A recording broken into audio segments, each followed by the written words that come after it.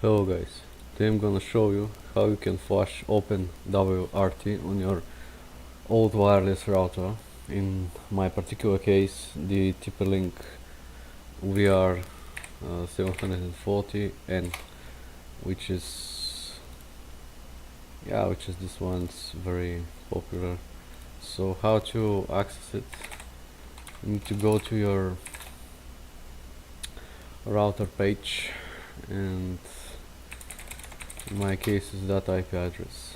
So we see the router page, how to upgrade, go to system, firmware upgrade, and I must warn you, every configuration like Wi-Fi, network name, your every configuration to the network with that on that router will be lost when you upgrade to OpenWRT. So how to get OpenWRT this way? Because there are many ways, like you can create a TFTPD daemon on your computer and through the network boot it on the router, like it's something like Pixidus. It's explained on the OpenWRT page on internet. I'm not going to explain it now. To download it, you just Google OpenWRT in the router, and from here you can download the image.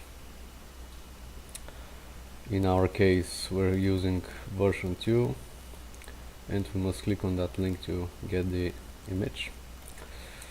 How to update? You're gonna just go to your upgrade page and choose the exact firmware I'm gonna use and click on upgrade, and the router will reboot. And I must warn you that by default in OpenWRT the Wi-Fi radio is disabled, so the only way you can connect to the router except of UART serial console is through the WAN interface. So you must plug in your WAN cable to the ports in the router. We'll wait till it reboots and get back. Also take a notice that the default IP is 0.1.1 and I have changed the subnet, so that will be lost too. We must reconfigure that later on. I will get back to you when that is done. Not now, the router will reboot. Okay, now so the router has rebooted and we're going to configure it for the first use, just the basic configuration that will do the job. So as you can see, there's a warning message, says there's no password set on the router. So we can log in without the password. We're going to fix that right away. Click on that message and set up a new password, strong one. And another important thing is that you need to configure the SSH access. There's a Dropbear server running on the router itself, so you can SSH into it, and here we specify on what interface the server should be running, the port and password authentication.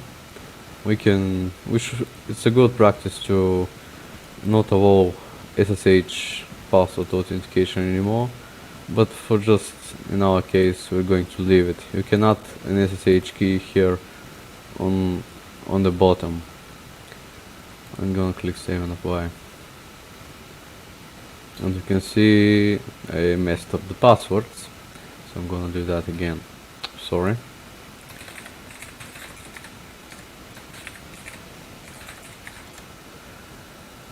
Save and apply. Okay, now it's successfully changed, so we can log out, type our password, and you can see we're in. So yeah, that's the downstream. That's basically my other router where the internet is coming from.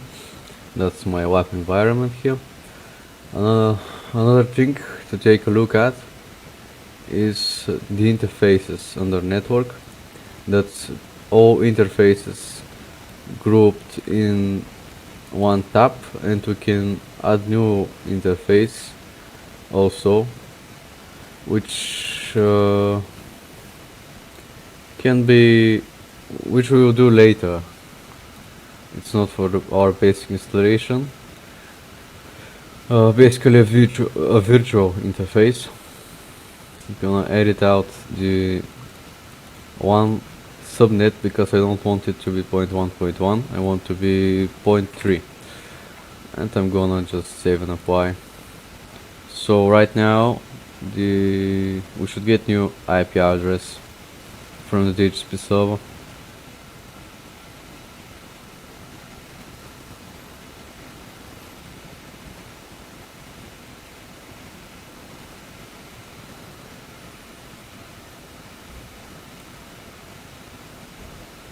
And see, let's type in 0.3.1.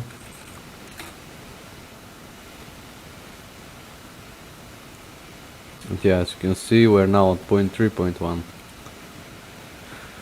So let's log in again.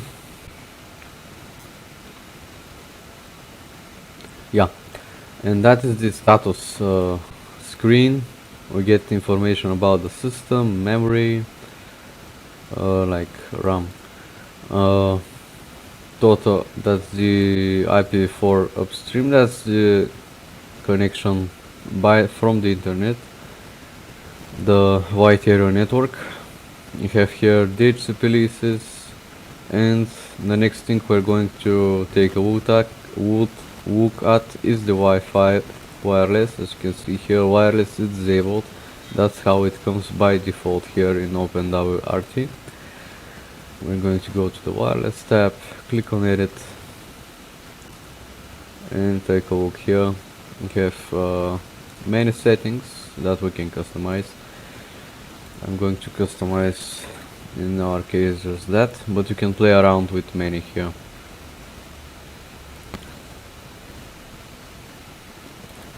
Let's go with Xcorp prot. And as you can see, because we can configure VLANs here on the router, we have the option to choose on what interface, on what network it can be attached to, the Wi-Fi. And I'm not gonna choose that. I'm not gonna configure it furthermore here, just a wireless key, the pre-shared key. And I'm gonna enable crack countermeasures. I don't know how good that works. Just gonna enable it. It's a good thing to do. And save and apply. And after that we're going to enable it from the wireless tab.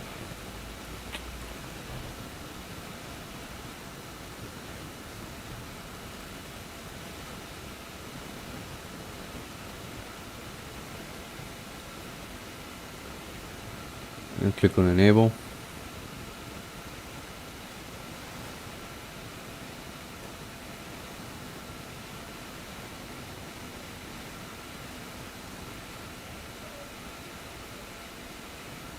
It takes some time because that's old hardware, it's not that powerful.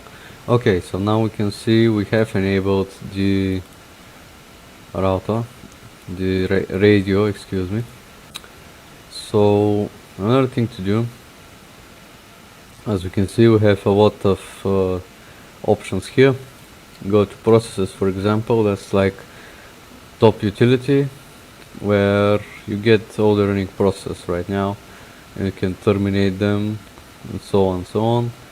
We have a bunch of locks here. We have firewall. We can do big firewall configurations because we have the IP tables instrument just in our routers itself, so we can configure everything we want. Another thing we have is the package manager, which we can access here from the software tab. or through the command line, as you can see. And yeah, it's pretty powerful. You can install lots of software. There's lots of software available for this distribution from the official repositories, but the problem on that particular router is that we don't have lots of space.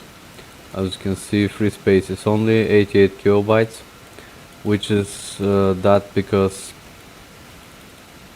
there's only 4 megs of ROM inside that router. So by installing the operating system itself, we're taking lots of space, and there's none left for such configurations.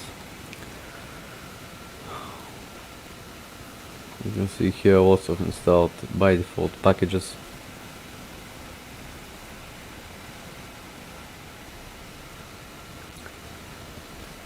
Another thing to do is take a look at the startup tab, which is current services that are enabled by default to start, like let's say our dropbear instance.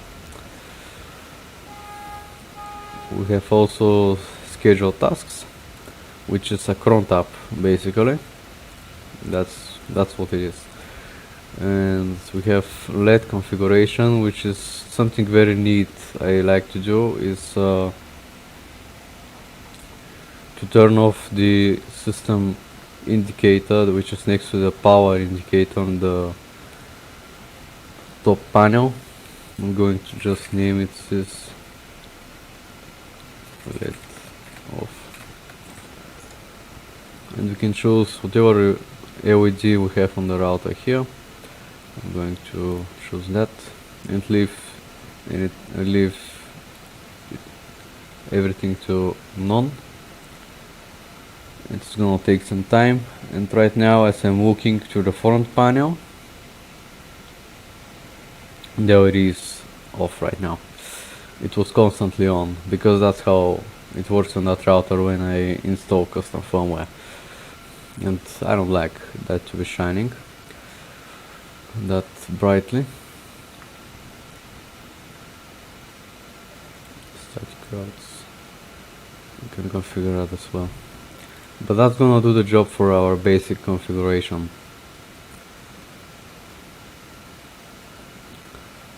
As well, we can configure VLANs, which is very, very powerful for router from 2010, which didn't have that in the stock firmware. This is pretty much, you get that functionality here for free. We can create firewall zones. We have full firewall control over here. Some basic and some advanced stuff. And the thing here is everything is grouped in tabs. Everything is grouped, and that's make it pretty simple to use. Here is, for example, backup flash firmware, where you can generate a backup and backup all your settings and then flash it to your new router, for example, which makes a lot of that initial configuration not necessary. So yeah, that's it for now.